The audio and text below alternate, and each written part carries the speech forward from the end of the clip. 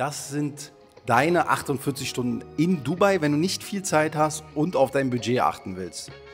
Hi, ich bin Sophie von Startup-Hilfe Dubai, lebe seit mittlerweile 12 Jahren in Dubai.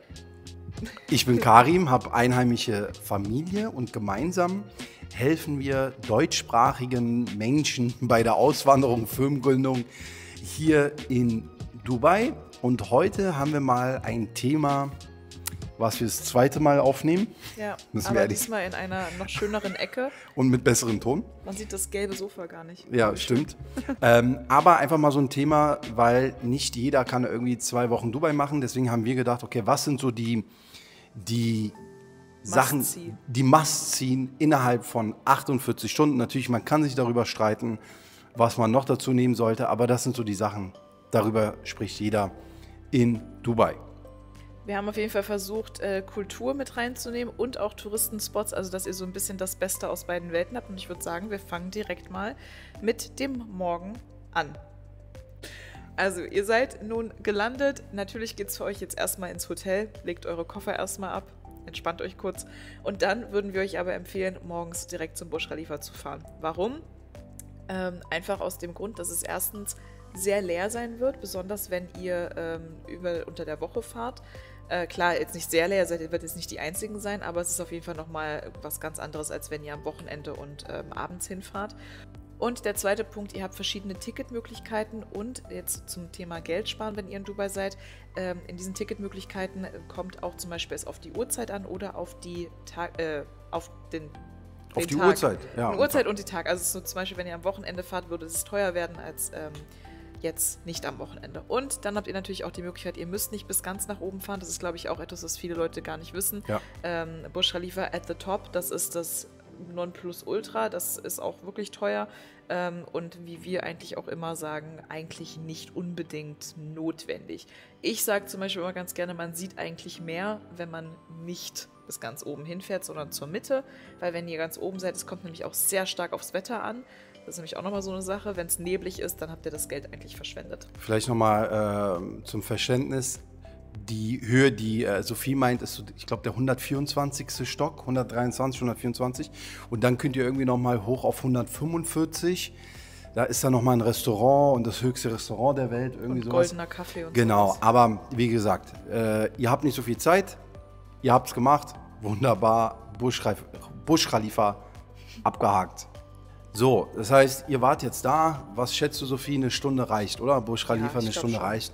So, dann fahrt ihr im Prinzip runter und ihr seid auch schon in der Dubai Mall.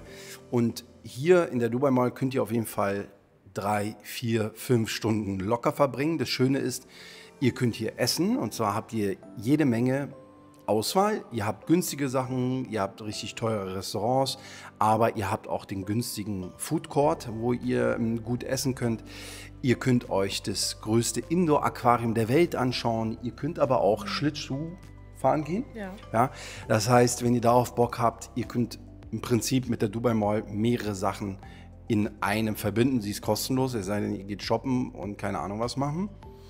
Vielleicht nochmal irgendein Tipp von dir, Sophie, oder ein Insider? Wenn ihr Geld sparen wollt beim Essen, wie gesagt, schon Karim gesagt hat, Food Court, da habt ihr wirklich alles, was das Herz begehrt und günstige Preise, also da gibt es wirklich nichts zu meckern. Oder wenn ihr Lust habt auf ein bisschen was Cooleres, dann kann ich euch oder wir euch das Café Paul empfehlen, P-A-U-L, also Paul. Und da habt ihr einen wunderschönen Ausblick, besonders wenn ihr im Winter in Dubai seid, setzt euch auf die Terrasse draußen, denn ihr habt einen wunderschönen Ausblick auf den Burj Khalifa. Habt dort, was ist das für eine Cuisine? Französisch, glaube ich, ne? So French, Ja, Baguette, French, Bäckerei, ja. solche Sachen. Schmeckt sehr gut, auch Preis-Leistung finde ich als gerechtfertigt. Und Pistazio-Croissant, bestelltes Pistazio-Croissant ist das Beste, was ihr hier haben werdet. So viel dazu.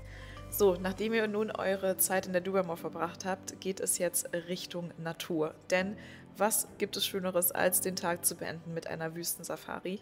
Und da reden wir nicht nur über ganz normale Touri-Safaris, die kriegt ihr natürlich auch an jeder Ecke von Dubai. Da braucht es nicht viel Research, um dies zu finden.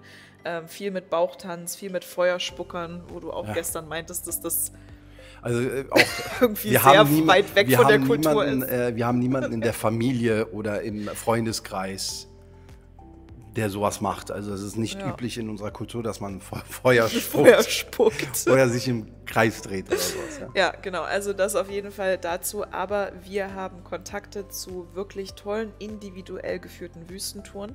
Also wenn ihr da Interesse habt, dann schreibt uns einfach mal an. Wichtig ist, dass ihr uns früh genug Bescheid sagt, denn diese Wüstentouren sind, wie gesagt, sehr individuell. Das heißt, die brauchen mehr Planung. Und ja, da ist dann nichts mit...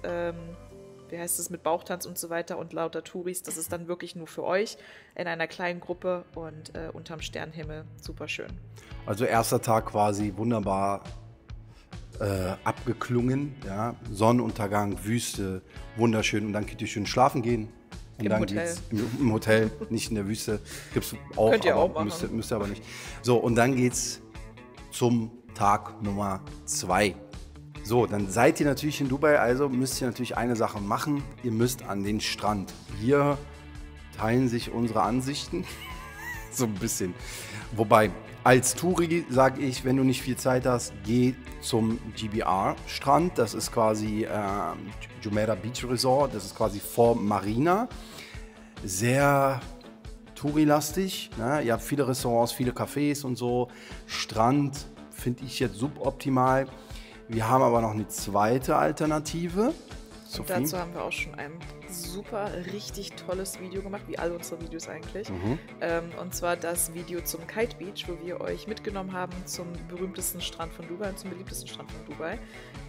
Und da ist einfach nur das einzige Problem, wenn ihr hier seid und ihr nicht unbedingt mit dem Taxi fahren wollt, seid ihr beim Kite Beach nicht ganz so gut angebunden, wie ihr das jetzt zum Beispiel bei JBR wärt. Bei JBR habt ihr neben der Marina direkt eine Metro-Station. Das heißt, es ist sehr gut fußläufig erreichbar und eben mit den öffentlichen Verkehrsmitteln. Aber Kite Beach ist einfach nochmal so eine, ich würde sagen, so eine Experience für sich. Schaut euch das letzte Video an. Schaut euch das letzte Video an. Das ist es. So, nachdem ihr am Strand euch gesonnt habt und jetzt Lust auf ein wenig Kultur habt, geht es für euch zu Creek. Dubai Creek ist eine der ältesten Areas in Dubai, und zwar, wie der Name schon sagt, handelt es sich hier um den alten Hafen. Das heißt, ihr habt dort Museen, ihr habt aber auch die Altstadt, die wunderschön ist und Al-Seef. Genau, Al-Seef, die das Dubai Government auch versucht zu präservieren und neu herzurichten, ohne die alten Sachen quasi kaputt zu machen.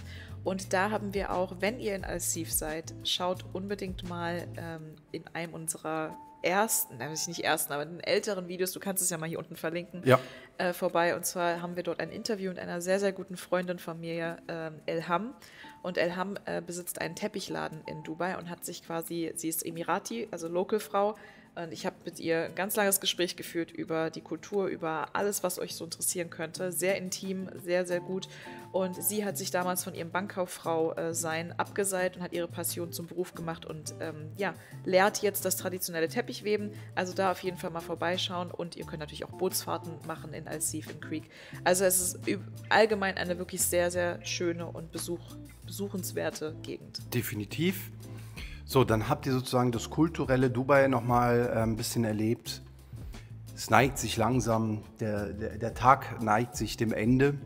Und dann würden wir nochmal empfehlen, zurück quasi zur Dubai Mall, zum Burj Khalifa und euch die Fountain Show anzuschauen. Ja, die Fountain Show beginnt halt immer abends ab 18:30 Uhr ungefähr und dann jede halbe Stunde. Ich meine, wenn man schon in Dubai ist, sollte man das machen, und hier habt ihr verschiedene Möglichkeiten. Also entweder ihr geht wirklich klassisch, Touri-mäßig, wartet davor mit 100 anderen und wartet, dass diese Fountain Show beginnt.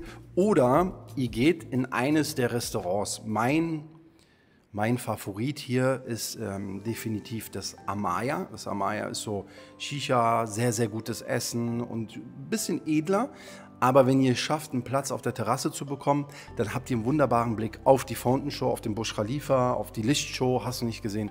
Ihr könnt was Schönes essen, den Abend ausklingen lassen. Wir haben dazu aber noch eine Alternative, und die erzählt euch Sophie. Ich bin ja immer der Sparfuchs unter uns, und für mich ist die Alternative, dass ihr euch die Fountain Show, also wenn ihr gerne ein bisschen Geld sparen möchtet, dass ihr euch die Fountain Show, wie Karim gerade so nett gesagt hat, mit den ganzen anderen Touris unten auf der Brücke anguckt. Ja.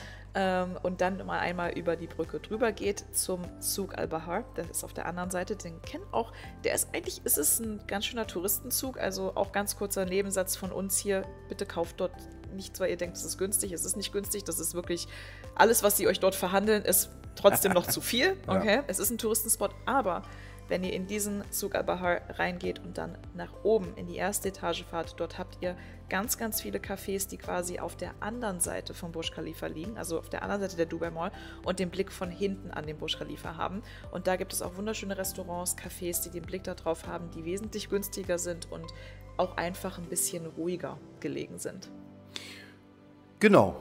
Also das ist, ich sag mal, das ist so unsere Favorites, 48 Stunden, wenn ihr noch nie in Dubai wart. Wenn ihr länger als 48 Stunden bleiben könnt, dann macht es auf jeden Fall. Richtig. Das ist sehr zu empfehlen. Aber ich glaube, wir haben ganz gut alles so ein bisschen abgedeckt. Es gibt natürlich noch zig andere Sachen, die man hier machen kann. Genau, aber das sind so die Must-Haves. Ja.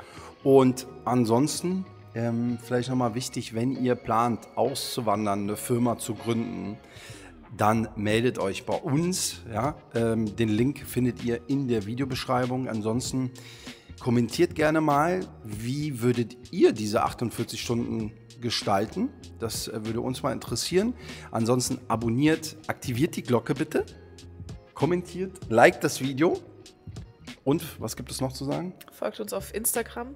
Da gibt es jeden Montag eine Fragerunde. Also wenn ihr da noch mehr Fragen habt zu allen möglichen Themen, könnt ihr die natürlich stellen. Und das war's, würde ich sagen, oder? Wir sehen uns beim nächsten Video. Bis dann. Tschüss.